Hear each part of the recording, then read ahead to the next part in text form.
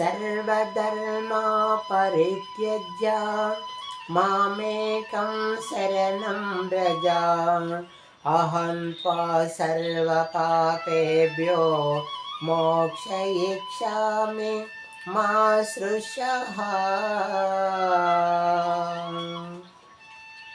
సమస్త రహస్యమునకు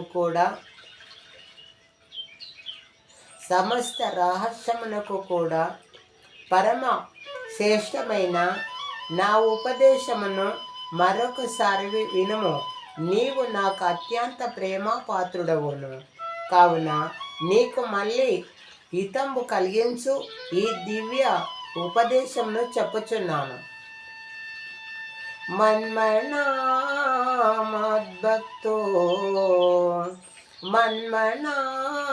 భవ మద్భక్తో మధ్యాజే మాం నమస్కురు మామే వైశసి యుక్తేవా ప్రతిజానేన ప్రియోస్మి.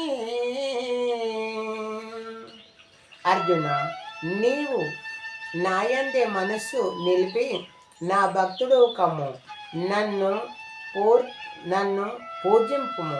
నాకే నమస్కారం చేయుచు ప్రణమిల్లుమును. ఇట్లు చేయట వలన నన్నే పొందగలవుడు. అత్యంత ప్రీతుడవు అయినందువలనే నీకు ఈ మాట ప్రతిజ్ఞపూర్వక చెప్పుచున్నాను. సర్వధర్మా పరిత్యజ్య మామేకం శరణం వ్రజ అహం త్వా సర్వపాపేభ్యో మోక్షయిష్యామి మా సృషః.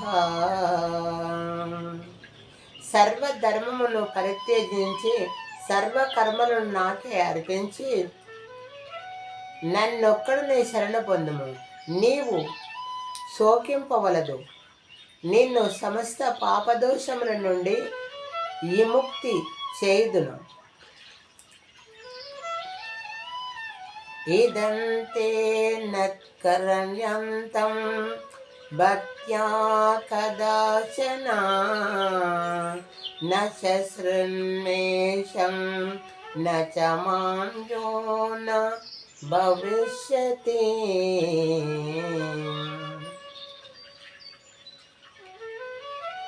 తపస్సంపన్నులు కానివానికి, నా భక్తులు కానివానికి, వినాలనే కోరిక లేనివానికి నా ఈ ఉపదేశము తెలపరాదు.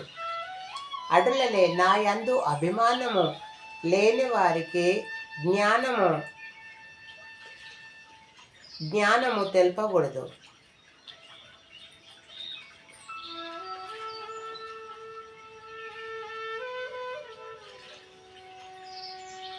యయిదం పరమం గుహ్యం మద్భక్తే సవిద్యాసతే భక్తిం మయి పరాం కృత్వా మామే వైశస్య సంశయః.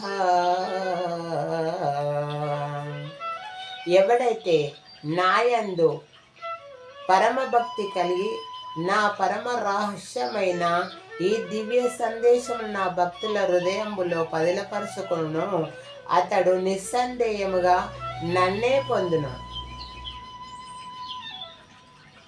భగవద్భక్తులకు ఈ ఉపదేశమును అందించిన వారికంటే మించినటువంటి ఈ మనుష్యులలో మరెవ్వడును ఈ భూమండములో ఇంతకంటే మంచి భక్తుడు దొరకడు. భవిష్యత్తులో కూడా ఉండబోడు.